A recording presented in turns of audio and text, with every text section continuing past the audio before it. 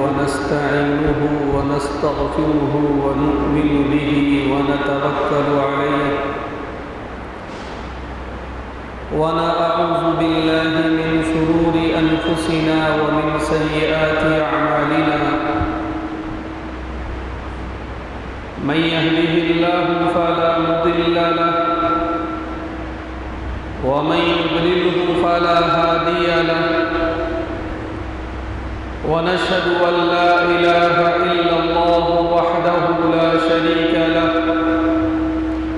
ونشهد أن سيدنا ومولانا محمدا عبده ورسوله أما بعد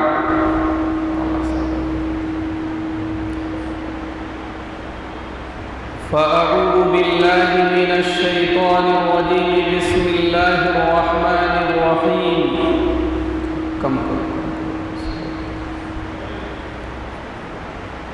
وأتموا الحج والعمرة لله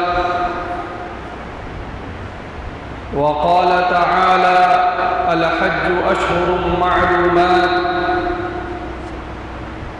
فمن فرض فيهن الحج فلا رفث ولا فسوق ولا جدال في الحج وما تفعلوا من خير يعلمه الله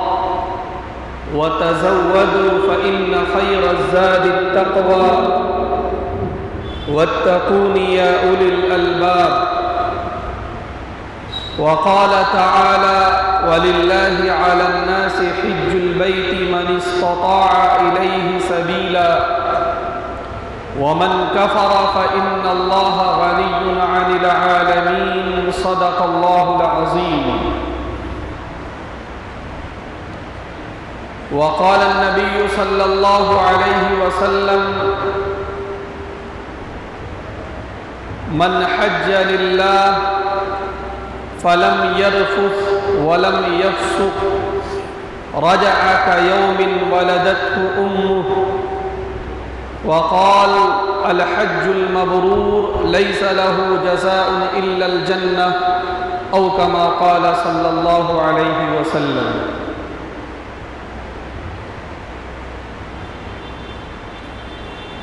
ایک ہی صف میں کھڑے ہو گئے محمود و ایاز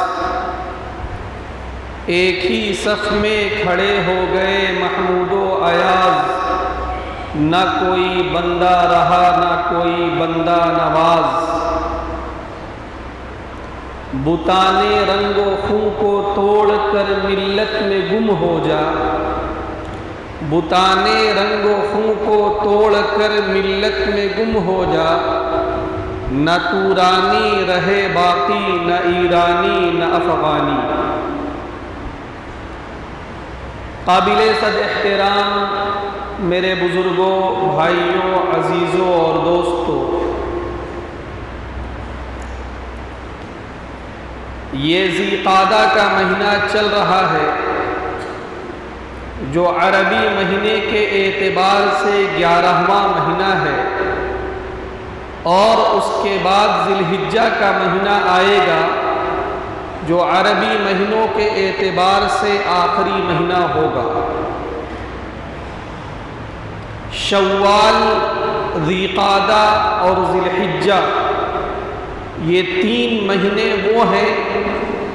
جسے اشہر حج کہا جاتا ہے ذی الحجہ کے مہینے کے مخصوص ایام میں ایک فرض ادا کیا جاتا ہے جسے ہم فریضہ حج کہتے ہیں جسے اسلام کے 5 بنیادی ارکان میں شمار کیا گیا ہے میرے بزرگوں میں نے بارہا یہ بات عرض کی ہے کہ یقیناً عبادت کی جو بھی شکلیں ہیں وہ دراصل اللہ کے سامنے اپنی عبدیت کا اپنی لاچاری کا اور اپنی عاجزی کے اظہار کا نام ہے اللہ کے سامنے اپنی بندگی کا اقرار ہے لیکن غور کیا جائے تو عبادت کی ہر شکل میں بے شمار حکمتیں پوشیدہ ہوتی ہیں، اور اہل ایمان سے مطالبہ یہ ہے کہ ان حکمتوں کو جانیں اور سمجھیں تاکہ دین کی باتوں پر مکمل یقین اور بصیرت کے ساتھ عمل کیا جا سکے۔ ہم سب جانتے ہیں کہ ہمارے دین کا جو سب سے پہلا اور بنیادی مطالبہ ہے وہ یہ ہے کہ اللہ کو ایک مانا جائے اس کی ذات اور صفات میں۔ اللہ کے نبی صلی اللہ علیہ وسلم جب آپ کو نبوت سے سرفراز کیا گیا تو سب سے پہلا مطالبہ آپ نے لوگوں سے جو کیا وہ یہ تھا، یا ایھا الناس قولوا لا الہ الا اللہ تفلحوا، اے لوگو لا الہ الا اللہ کہو کامیاب ہو جاؤ گے۔ اللہ کو ایک مانو، اللہ کو رازق مانو، اللہ کو خالق مانو، اللہ کو قادر مانو، اللہ کو رب مانو۔ یہ ہے اسلام کا اور دین اور شریعت کا وہ پہلا مطالبہ جو ہر اہل ایمان سے کیا جاتا ہے کہ وہ اللہ کو ایک مانے، اللہ کو اپنا خالق مانے، اللہ کو مالک مانے، اللہ کو رازق مانے، اللہ کو قادر مانے، اللہ کو رب مانے، اللہ کو نافع مانے، اللہ کو ضار مانے، اور اس کے علاوہ جتنی بھی اچھی صفات جو کہ قرآن پاک میں بیان کی گئی ہے ان صفات پر ایمان اور یقین، اور ان صفات کے اعتبار سے اللہ کی ذات کو تسلیم کرنا، یہ ہر اہل ایمان سے ایک مطالبہ ہے۔ ان مطالبوں میں ایک مطالبہ یہ بھی ہے کہ انسان اللہ سے سب سے زیادہ محبت کرنے والا ہے۔ ایک انسان کے نزدیک، ایک مومن اور مسلمان کے نزدیک اگر اس کا کوئی محبوب حقیقی ہو، اگر اس کا کوئی معشوق حقیقی ہو تو وہ اللہ کی ذات ہو۔ یقیناً اللہ کو حاکم ماننا، اللہ کو رازق ماننا، اللہ کو قادر ماننا، یہ ایمان کا مطالبہ ہے۔ اللہ ہمارا حاکم ہے، ان الحکم الا للہ، حکم صرف اللہ کا چلتا ہے۔ یہ جو پوری کائنات ہے اور کائنات کا جو سارا نظام ہے، یہ سورج کا نکلنا، چاند کا نکلنا، زمین کا گردش کرنا، ہواؤں کا چلنا، بارش کا آنا، غلے کا اگنا، اور بھی جو ساری گردشیں ہیں اس پوری کائنات میں وہ اللہ کے حکم سے ہے۔ ان الحکم الا للہ۔ تو ان تمام مطالبوں کے ساتھ ایک مطالبہ اہل ایمان سے یہ ہے کہ انسان کے دل میں محبت کا جو جوہر ہے، انسان کے دل میں عشق کا جو جوہر ہے، انسان کے دل میں الفت کا جو جوہر ہے، انسان کے دل میں پیار کا جو جوہر ہے، اس کا مصرف اور اس کی توجہ سب سے زیادہ اگر کسی ذات کی طرف ہونی چاہیے تو وہ اللہ کی ذات ہے۔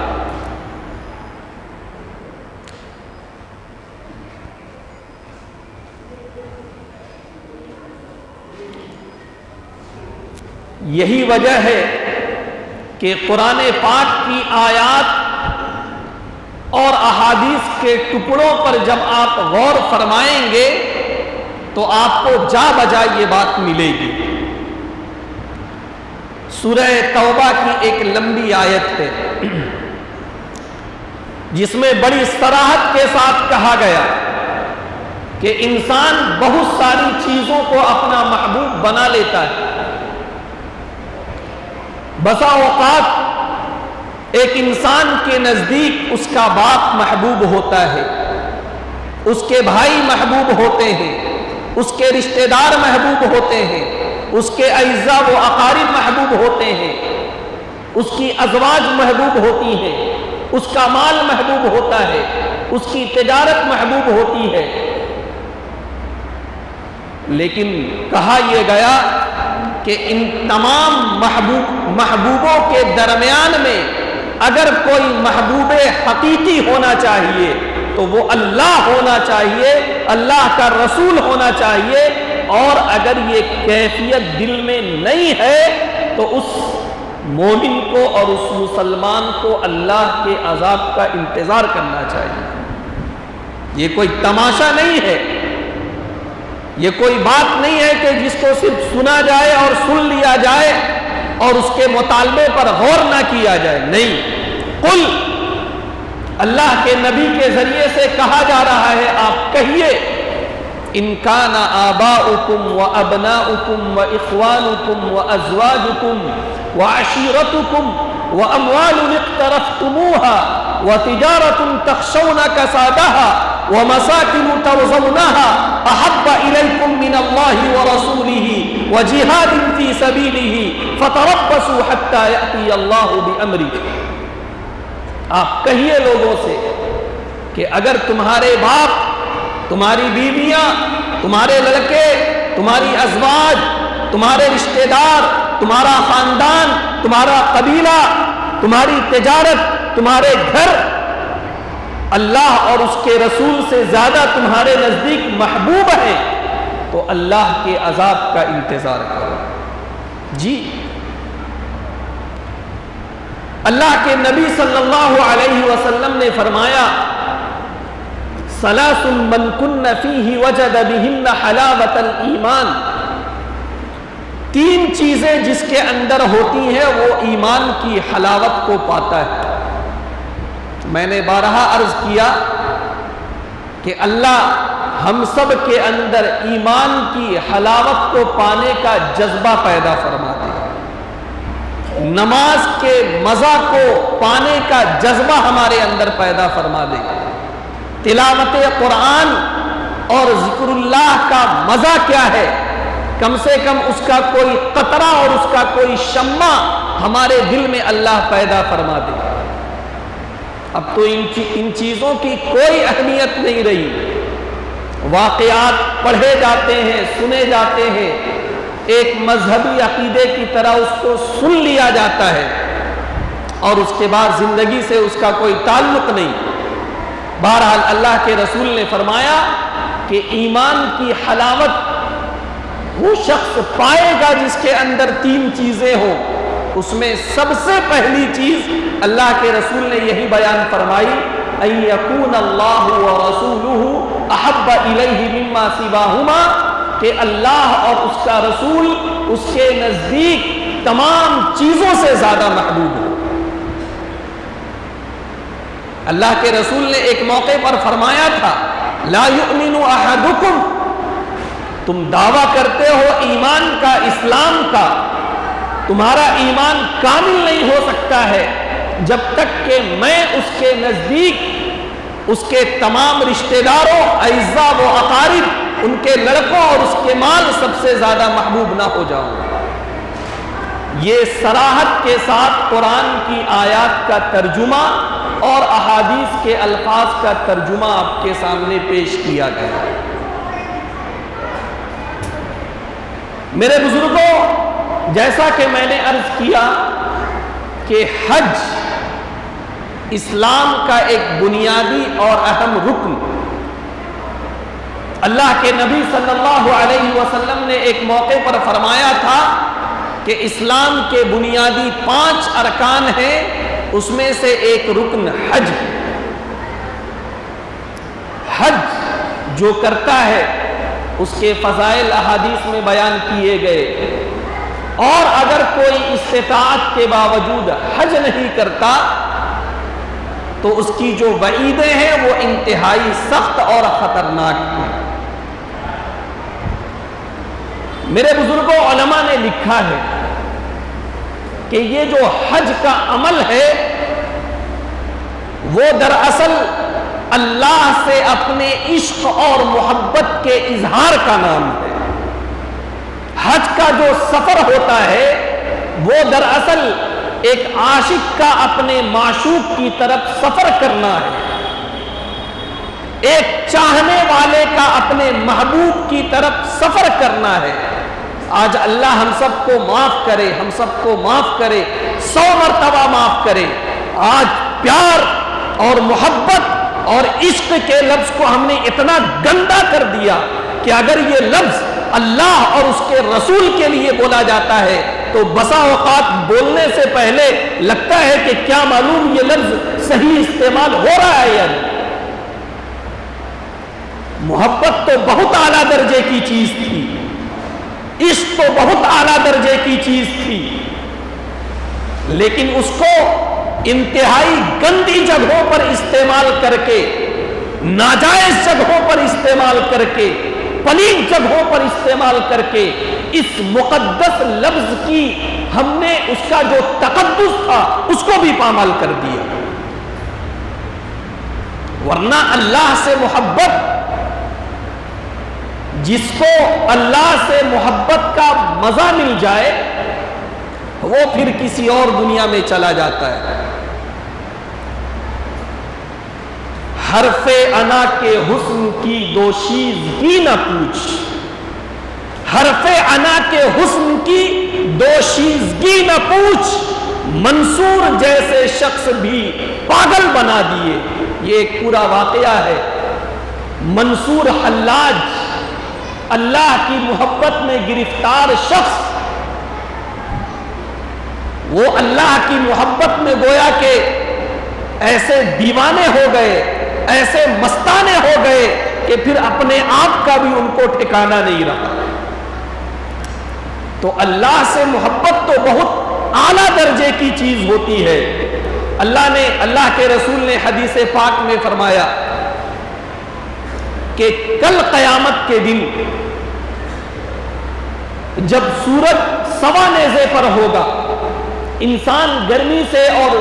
دھوپ کی شدت سے پریشان ہوگا، کوئی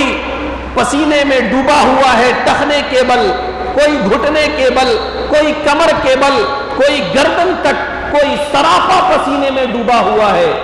ایسے سخت دن میں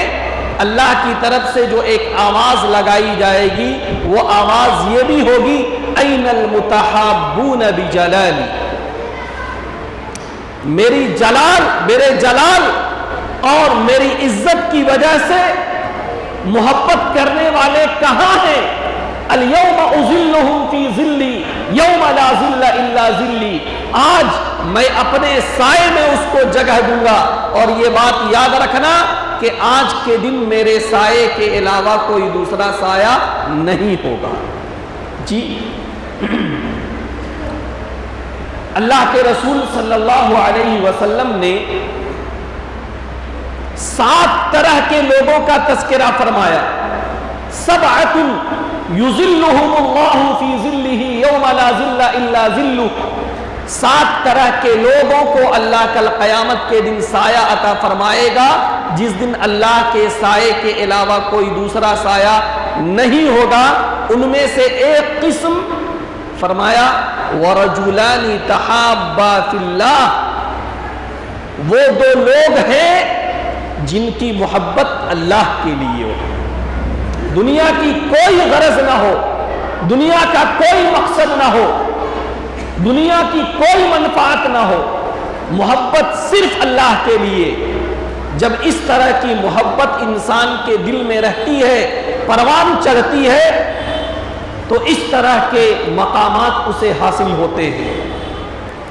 بہرحال میں یہ عرض کر رہا تھا کہ علماء نے یہ لکھا ہے کہ حج ایک عاشقانہ سفر کا نام ہے۔ حج ایک عاشق کا اپنے معشوق کی طرف سفر کرنے کا نام ہے، ایک چاہنے والے کا اپنے محبوب کے در پر پڑ جانے کا نام ہے۔ آپ تھوڑا غور تو فرمائیں، بہت ساری باتیں علماء نے لکھی ہیں، ایک بڑا اچھا نقطہ یہ بیان کیا گیا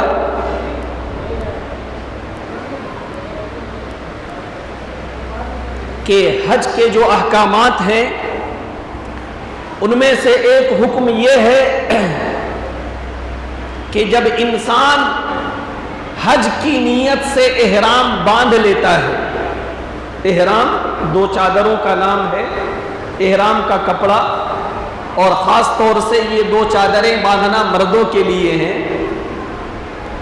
تو یہ فرمایا کہ ایک انسان جب احرام کی چادر باندھ لیتا ہے اور اس کے بعد جو ہے حج کی نیت سے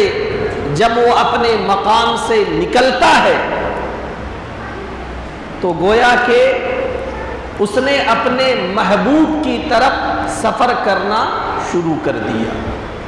اس نے اپنے معشوق کی طرف سفر کرنا شروع کر دیا، اس کا سفر شروع ہو گیا۔ اس کو حکم دیا جاتا ہے کہ احرام کی چادر تو تم نے باندھ لی ہے، احرام کی چادر پہننے سے پہلے جو بھی خوشبو تم نے استعمال کیا، احرام کی چادر پہننے کے بعد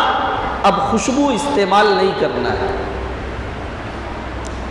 حج کی نیت سے، عمرے کی نیت سے احرام باندھنے کے بعد بال نہیں کاٹنا ہے، ناخن نہیں کاٹنا ہے، بال کو توڑنا نہیں ہے، اگر کوئی نہائے بھی تو خوشبودار صابن کا استعمال نہیں کرنا ہے۔ بہت ساری پابندیاں حج کے بعد، احرام باندھنے کے بعد شروع ہو جاتی ہیں۔ جو حضرات حج کرتے ہیں، حج کر چکے ہیں، وہ ان کی تفصیلات سے واقف ہیں، لیکن میں جس نقطے کی طرف آپ کا ذہن متوجہ کرنا چاہتا ہوں وہ یہ ہے کہ آپ جو ہے عام حالات میں دیکھیں، صفائی ستھرائی کو اسلام میں پسندیدگی کی نگاہ سے دیکھا گیا، صاف ستھرا رہنے کو اسلام میں پسند کیا گیا۔ اللہ نے فرمایا ان اللہ یحب التوابین ویحب المتطہرین، اللہ توبہ کرنے والوں کو پسند فرماتے ہیں، اللہ پاک رہنے والوں کو پسند فرماتے ہیں۔ وَثِيَابَكَ فَطَهِّرْ، نبی کو مخاطب کر کے کہا جا رہا ہے کہ اپنے کپڑوں کو آپ پاک رکھیے۔ نماز پڑھنے ہم آتے ہیں، نماز کے وقت ہمیں کن لباسوں میں آنا ہے؟ قرآن پاک میں اشارہ کر دیا گیا، خُذُوا زِینَتَکُمْ عِندَ کُلِّ مسجد، جب بھی سجدے کا وقت ہو، جب بھی نماز کا وقت ہو، تمہارے گھر میں جو سب سے بہتر کپڑا ہے اس کو اختیار کرو اور نماز کے لیے آؤ۔ عام حالات میں یہ مطالبہ۔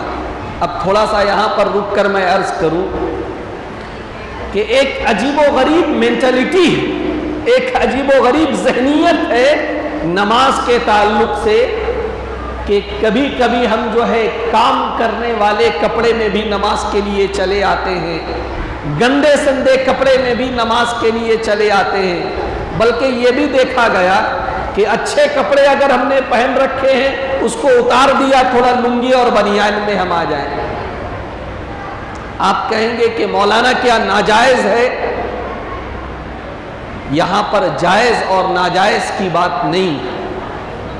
یہاں پر تھوڑا سا آپ تصور کریں، آپ کو اگر موقع مل جائے کہ صاحب آج سی ایم صاحب سے ملاقات کرنی ہے، آج ڈی ایم صاحب سے آپ کو اپائنٹمنٹ ملا ہے، آپ آج کلکٹر صاحب سے آپ کو ملنا ہے،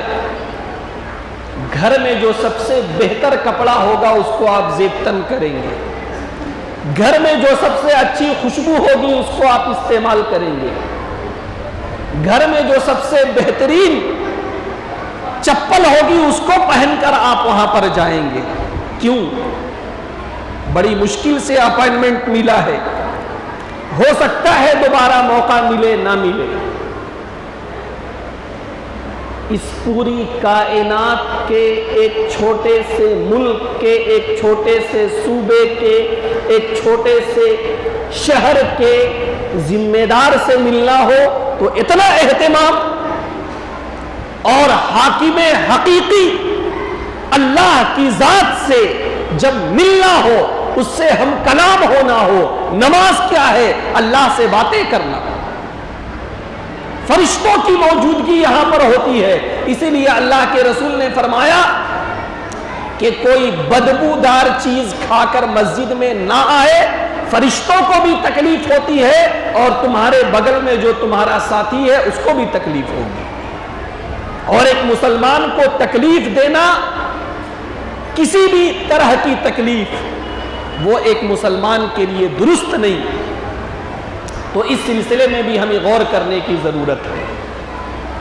جو بہتر سے بہتر کپڑا ہمارے پاس ہو، صاف ستھرا کپڑا، وہ ہم پہن کر آئیں. ہم نماز کے لیے آ رہے ہیں، ہم ایک بہت بڑے فریضے کی ادائیگی کے لیے آ رہے ہیں، ہم اللہ کے سامنے کھڑے ہونے کے لیے آ رہے ہیں. خیر، میں یہ عرض کر رہا تھا کہ عام حالات میں صفائی ستھرائی کا حکم، عام حالات میں جو سب سے بہتر کپڑا ہے اسے اختیار کرنے کا حکم، عام حالات میں ہر طرح کی گندگیوں سے دوری اختیار کرنے کا حکم. لیکن حج کے عاشقانہ سفر میں کہا گیا کہ نہیں، احرام کی چادریں ہوں گی، اس کے بعد خوشبو کا استعمال نہیں ہوگا،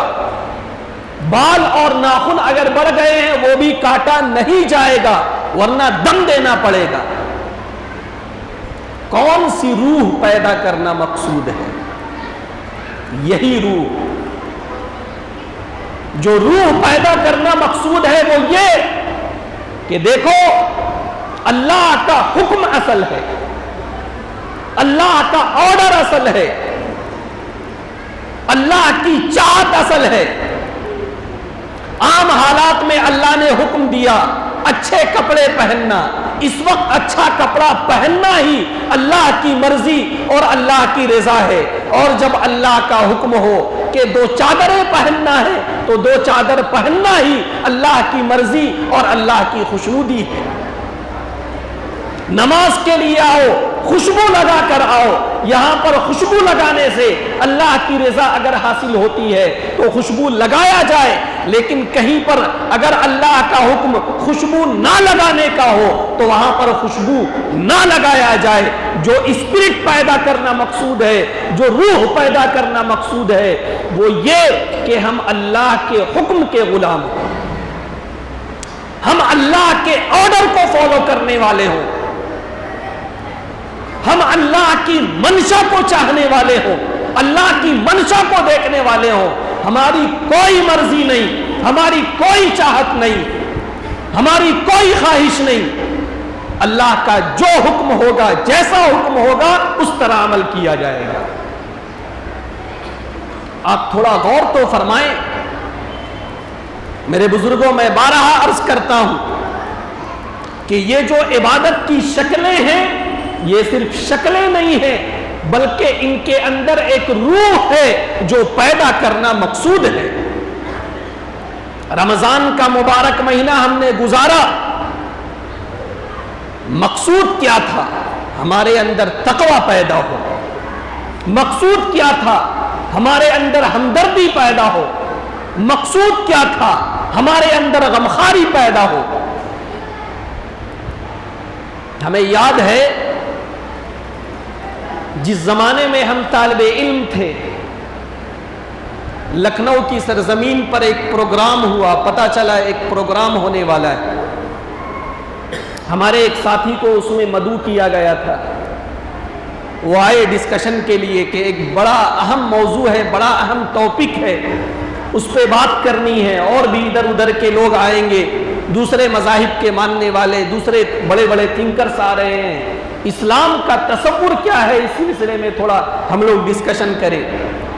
اس پروگرام کا موضوع یہ تھا کہ دنیا سے غربت کو اور بھوک مری کو کیسے ختم کیا جائے۔ لوگ جو بھوکے رہتے ہیں،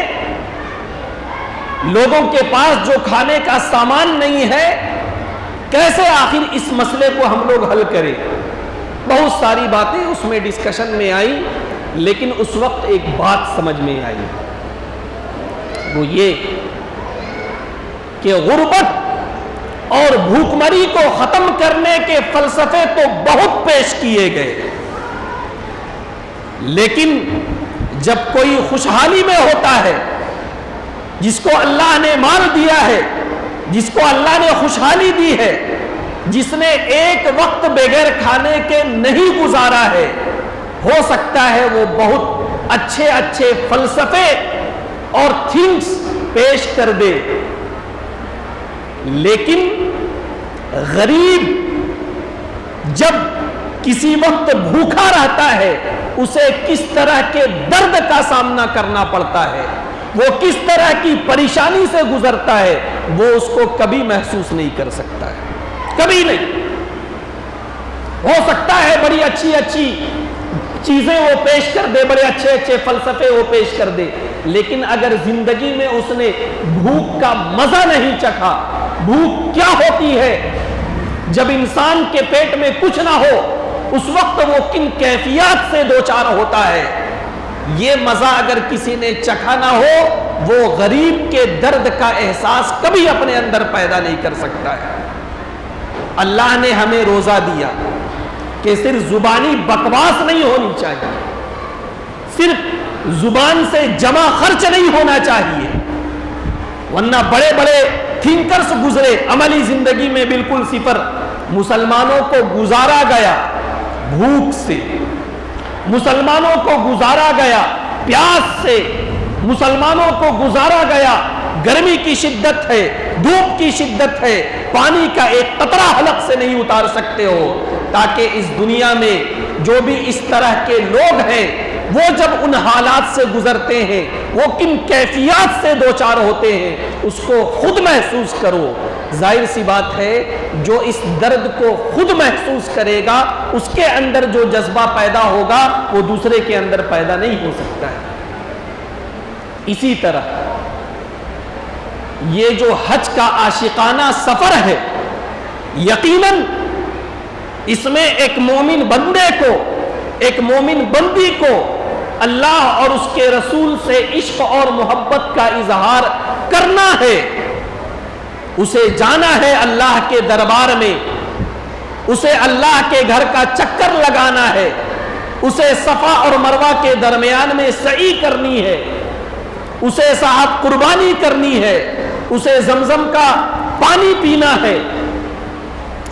اور جب بھی یہ اس طرح کے اعمال کر رہا ہو، اس کے پیچھے کی جو ہسٹری ہے اسے یاد رکھنا ہے۔ صفا اور مروہ کے درمیان میں سعی کرتے ہوئے حضرت ہاجرہ کی دوڑ کو یاد رکھنا ہے، کعبے کے درمیان میں طواف کرتے ہوئے انبیاء کرام نے جو اس گھر کا طواف کیا، حضرت آدم علیہ السلام سے لے کر حضور پاک تک، اس طواف کو یاد کرنا ہے، اور حضرت اسماعیل کو قربان کرنے سے پہلے حضرت ابراہیم نے انہیں لے کر جو چکر لگایا تھا، اسے بھی یاد کرنا ہے۔ بڑا اچھا جملہ کسی نے کہا کہ یہ جو حج ہے یقیناً اسلام کی ایک اہم عبادت، لیکن اگر غور کیا جائے تو یہ حج حضرت ابراہیم کی چند اداؤں،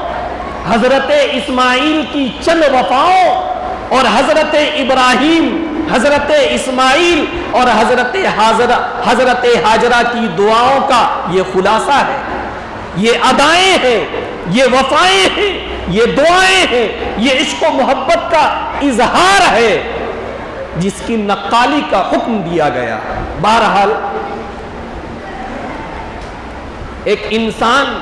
جب حج کے سفر میں جاتا ہے، ایک انسان جب حج کے سفر کا ارادہ کرتا ہے، سب سے پہلا حکم جو اسے دیا جاتا ہے وہ کیا؟ اگر وہ مرد ہے تو اسے سب سے پہلا حکم جو دیا گیا وہ یہ کہ جو کپڑے بھی تم استعمال کرتے تھے اپنے علاقے کے موسم کے لحاظ سے، اپنے علاقے کے تقاضوں کے لحاظ سے، اپنے علاقے کے کلچر کے لحاظ سے، یہ کپڑے بھی گویا کہ ہر جگہ کے کلچر کا عکاس ہوتے ہیں، ہر جگہ کی تہذیب اور کلچر کی وہ نمائندگی کرتے ہیں۔ اتنی بڑی دنیا، اتنی تہذیبیں، اتنا کلچر، اتنی ضرورتیں، موسم کے اتنے تقاضے، اس کے حساب سے انسان لباس استعمال کرتا ہے۔ سب سے پہلا حکم دیا گیا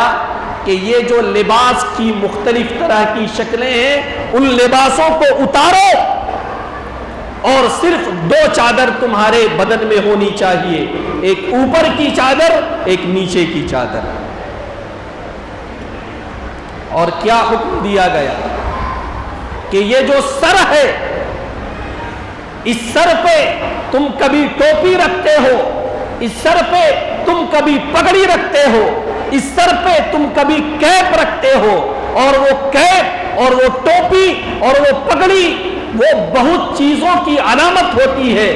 کہیں پر کیپ علامت ہوتی ہے ڈی سی کی، کہیں پر کیپ علامت ہوتی ہے ڈی ایم کی، کہیں پر کیا، کہیں پر کیا۔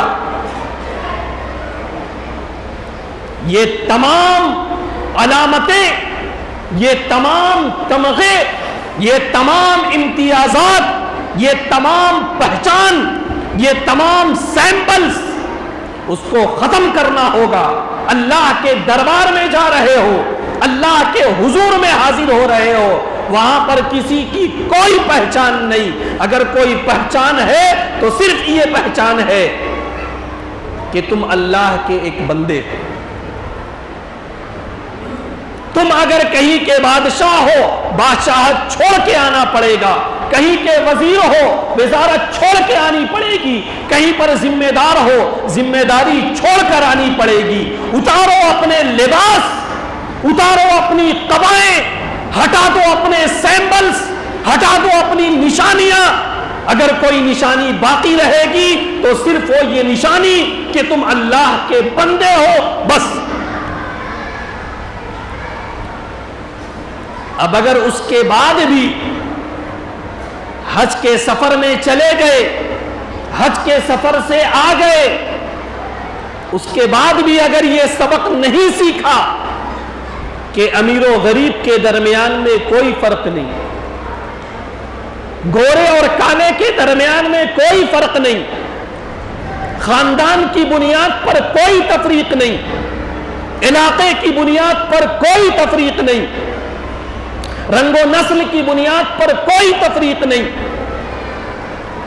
وہاں تو تمہیں بلایا گیا تھا سفید چادر میں، اوپر کی چادر بھی سفید ہو، نیچے کی چادر بھی سفید ہو، اور اس میں اشارہ کیا گیا تھا کہ ہو سکتا ہے حج سے پہلے بہت سارے معاملات ہو، دل میں کسی کے لیے میل ہو، دل میں کسی کے لیے بغض ہو، دل میں کسی کے لیے عداوتیں ہو، دل میں کسی کے لیے دشمنیاں ہو سکتا ہے اس دل میں بہت سارے بت پڑے ہوں، لیکن اللہ نے اگر سفر حج کی توفیق دی ہے، احرام کی سفید چادر باندھ کر جا رہے ہو، احرام کی سفید چادر باندھ کر آؤ گے، اسی سفید چادر کی طرح تمہاری نگاہیں بھی پاک ہونی چاہیے، اسی سفید چادر کی طرح تمہارا دل بھی پاک ہونا چاہیے، اسی سفید چادر کی طرح تمہارا جذبہ بھی پاک ہونا چاہیے، اسی سفید چادر کی طرح تمہارے جذبات بھی پاک ہونے چاہیے۔ یہ مطالبات ہیں۔ میں نے پہلے بھی عرض کیا کہ حج کے سفر کی بہت ساری حکمتیں علماء نے بیان فرمائی ہیں، ضرورت اس بات کی ہے کہ ہم انہی حکمتوں کو سمجھیں، اس کے پیچھے جو لوجک ہے، اس کے پیچھے جو فلسفہ ہے، اسے ہم سمجھنے والے ہوں۔ اور سب سے بنیادی بات کہ اللہ سے عشق اور اللہ سے محبت اور اللہ سے الفت کا جذبہ وہ ہم لے کر آنے والے ہوں۔ جی ہو سکتا ہے کہ اس سال اللہ نے کسی کو توفیق دیے، اللہ نے کسی کو استطاعت دی، وہ حج پہ جا رہا ہے، ہم اپنے اندر بھی ایک جذبہ پیدا کریں اور دیکھیں، ایک بات یاد رکھیں، کبھی بھی کسی بھی نیک کام کے جذبے کے وقت اپنی جیب سے زیادہ اللہ کے خزانے پر یقین رکھیں۔ جی ہم لوگوں کے درمیان میں اس طرح کی مثالیں موجود ہیں، ایک انسان کروڑ پتی ہے لیکن دل میں جذبہ نہیں ہے، اللہ نے وہاں جانے کی توفیق نہیں دی۔ ایک معمولی انسان ہے، بکری چرانے والا انسان، ایک معمولی انسان ہے۔ پرانے زمانے میں تو اس طرح کے واقعات بھی ہم لوگ سنتے تھے، وہ واقعات ہم لوگوں نے سنے۔ بعض عورتیں انڈا بیچ کر، مرغی بیچ کر، بکری بیچ کر انہوں نے جو ہے اتنا پیسہ جمع کر لیا، زیور بیچ کر اتنا پیسہ جمع کر لیا کہ حج کے سفر کا انتظام ہو گیا اور اللہ نے اسے حاجی اور حجن بنا دیا۔ تو یہ صرف جذبے کی بات ہوتی ہے، شوق کی بات ہوتی ہے۔ اگر ہمارے اندر صحیح جذبہ پیدا ہوگا، صحیح شوق ہوگا تو انشاءاللہ ایک نہ ایک دن ہماری بھی وہاں پر حاضری ہوگی۔ اللہ سے دعا کریں کہ اللہ تعالی ہم سب کو ان حقائق پر ایمان رکھنے کی توفیق۔